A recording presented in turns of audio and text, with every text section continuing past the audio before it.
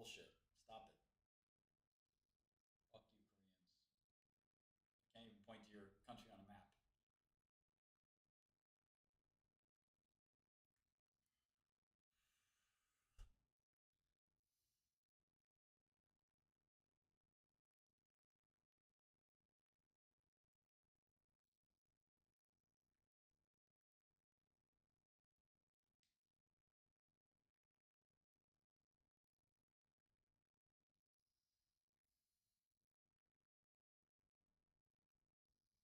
Please end the market. Come on, 20 minutes. No more. Stop it. No more.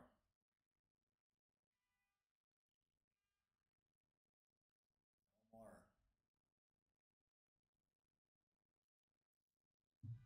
Close the market. Come on. Close it. Close market.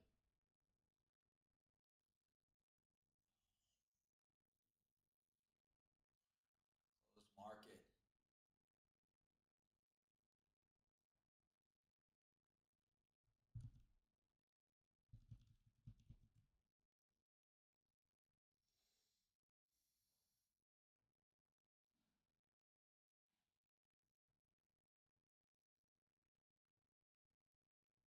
Close it.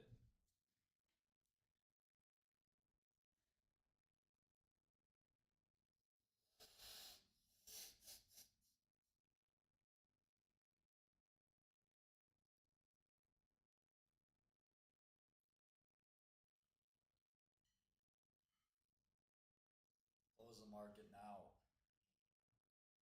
20 more minutes. I can't take it. I can't take 20 more minutes. I cannot bear it.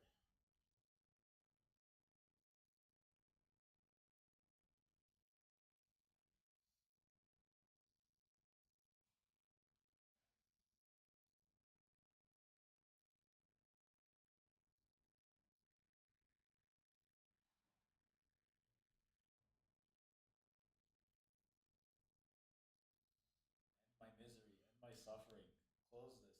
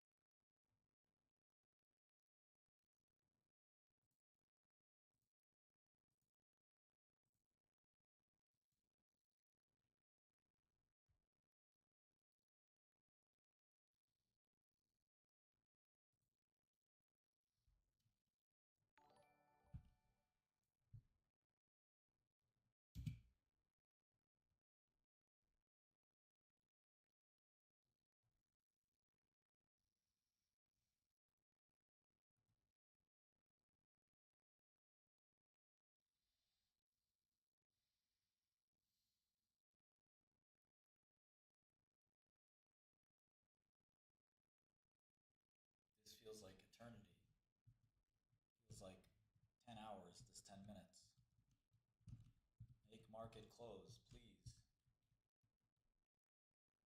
Make clothes.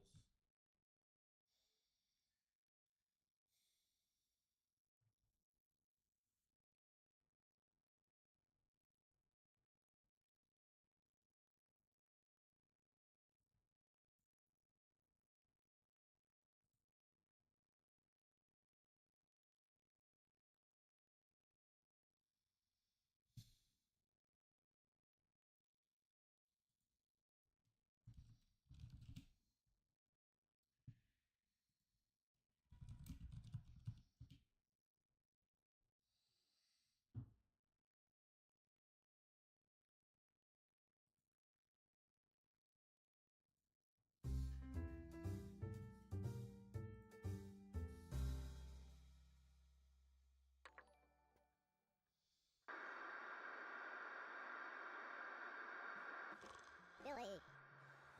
Billy! Billy! Billy! It's starting, Billy. Huh? Keycat! Don't tell me today's the day I'm supposed to start teaching the Korean class. Don't worry, I prepared everything. Whoa, that's really nice of you. But why? I took the liberty of having you sign this contract during your nap. Well, alright, so how do I turn everything on? Fighting. Thanks, Keycat. I guess, well...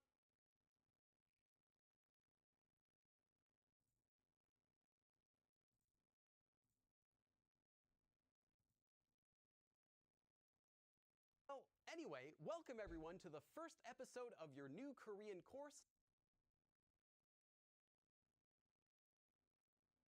taught by me, Billy Go. So first of all, before we start this course, you're probably wondering, who am I? Well, I'm Billy. I've been learning Korean since 2005. I lived in Korea between 2005 and 2007, and I still visit regularly. Following that, I also did some work as a Korean telephone translator until 2012, when I then started this YouTube channel, followed by 2014 when I published my first book, which became a series of books, and now there are lots of books. So let's talk a little bit about what you're going to be learning in this course. Now, of course, by the end of this lesson, you're not going to be completely fluent in the Korean language. However, you will definitely learn how to first read and write using the Korean alphabet known as Hangul. You're also going to be able to introduce yourself, express your likes and dislikes, asking questions to people, making requests for things that you want, describing people, places, and things, giving explanations that are simple, talking about what you or someone else is doing.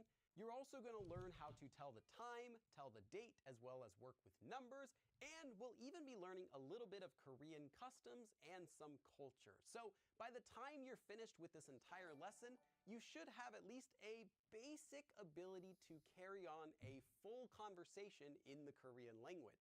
And for those of you who are familiar with the CEFR scale, this will bring you up to a A1 or possibly A2 level.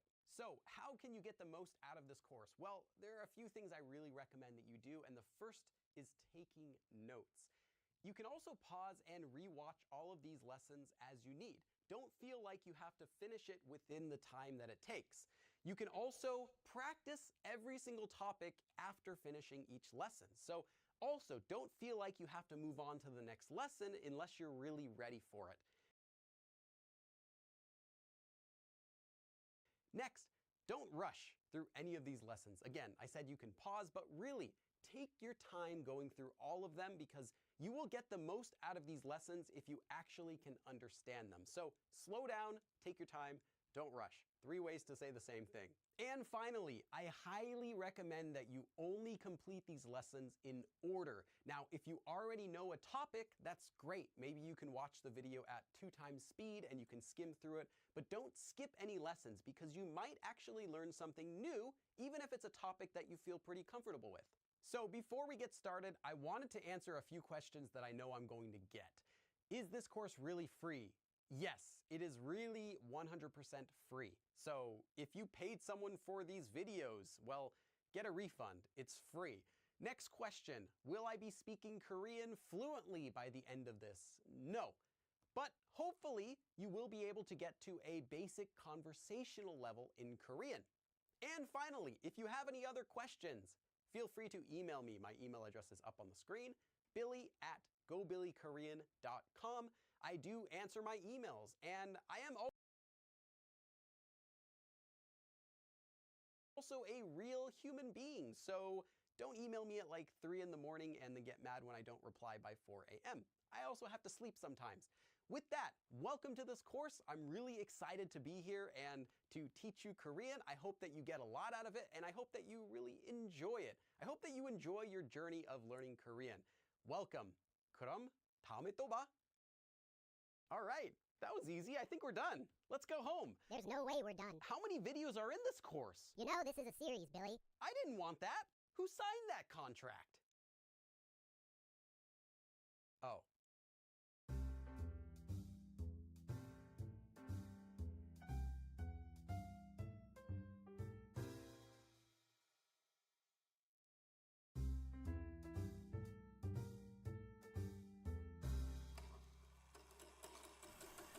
Hello everyone, welcome back and welcome to your first full lesson in this curriculum. Today we're going to be learning about Hangul. Now what is Hangul? Han means Korea and Kul means letters. And Hangul is the name of the Korean alphabet which you're going to be using to write Korean with. Now, there are officially 14 consonants and 10 vowels in Hangul, and we're going to be learning all of them. Hangul was created by King Sejong in 1446. Now, before Hangul existed, most Koreans were actually illiterate. They weren't able to read or write, and only wealthy people who were really highly educated were able to learn the Chinese language. Now, fortunately, learning Hangul only takes a few hours, and we're actually going to be doing it faster than that in this course. But before we learn the alphabet, I wanted to talk about something that you might see called romanization. Now, what is romanization? It's writing Korean using the Roman alphabet or English alphabet. Here are some examples of how you could write a few words using romanization. Well, for Hangul, you have these three, Hangul, Hangul, or Hangul. And here's an example of a sentence. 한국어는 정말 재미있는 언어입니다. Written as, well, let's see if you can read that. And finally, 독립문 can be written as 동립문, 톡립문, or dogrib문. And there are more. So the basic point is avoid romanization. It cannot accurately represent Korean sounds, Korean meanings, or even the Korean spelling, and it will only hurt your progress the longer you stick with it.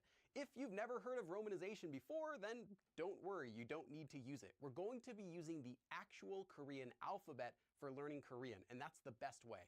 So let's jump right into the language, and we're going to be learning our first letter in Hangul. And that is this one, which is a vowel. Now in English, we have vowels such as A, E, I, O, U, and consonants like every other letter. And Korean, it works similarly. You'll combine consonants together with vowels to form sounds. Now, this vowel actually has the sound of ah, but you won't be able to hear that until we've added a consonant. In Korean, every vowel needs a consonant in order to have a sound. Just writing a vowel or a consonant by itself in Korean has no sound. So before I can actually teach you this, we're going to need our first consonant. So let's put that up on the screen. Now this is our first consonant. You don't need to stress too much about how to write these. We'll come back to them. Let's take a look at this consonant. It is going to be pronounced kind of like a K or a G, but you'll see when you actually can hear what it sounds like. Now, so far, we've only learned these two letters. We had that vowel, which I said was like an ah sound, and this new consonant, which kind of has a K or a G sound. So we're going to be putting them together to form what are called syllables, which we can actually pronounce in Korean. But before we learn all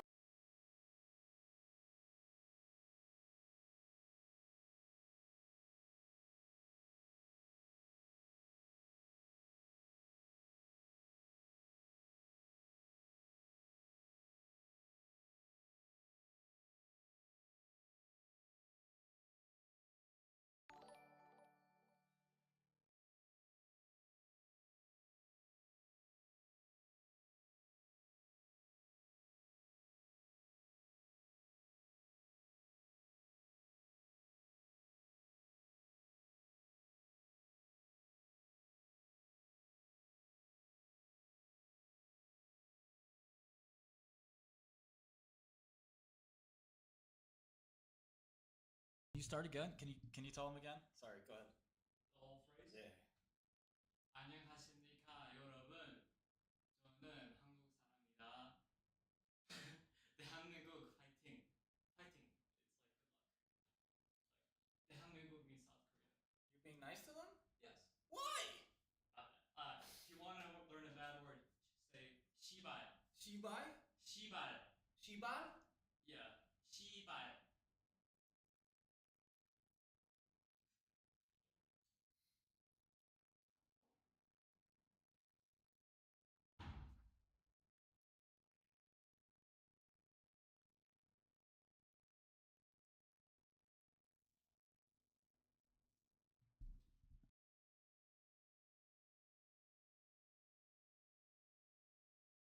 All of the rest of the letters, there are a few things that I first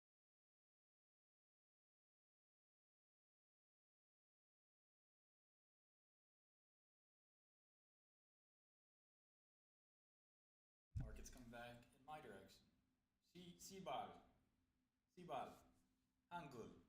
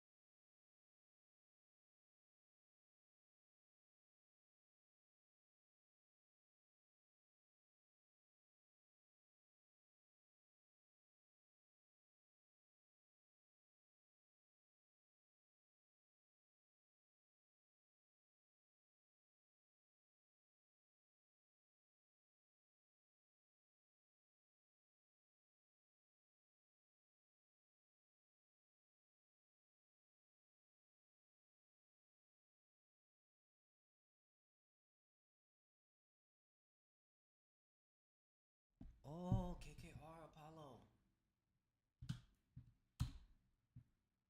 Oh, 25 basis point cut.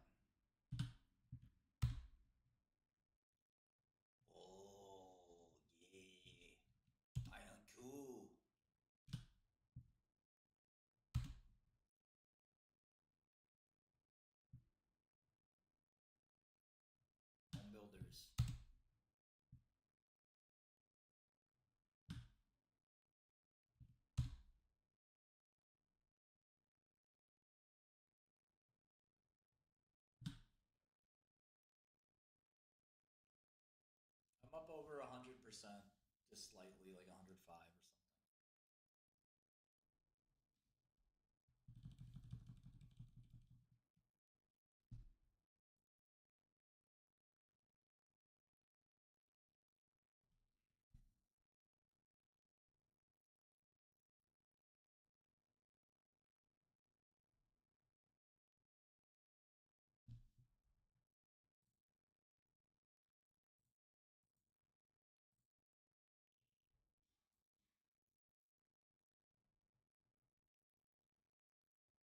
Der Terminer.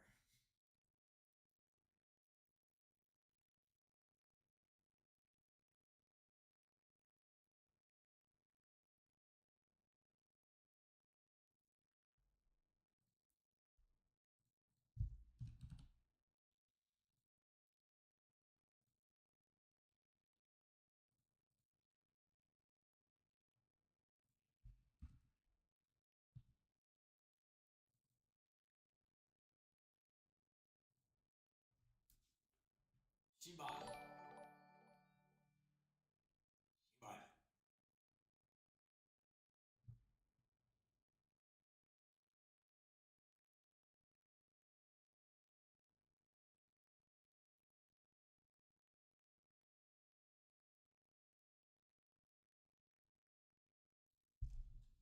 Goodbye, Koreans.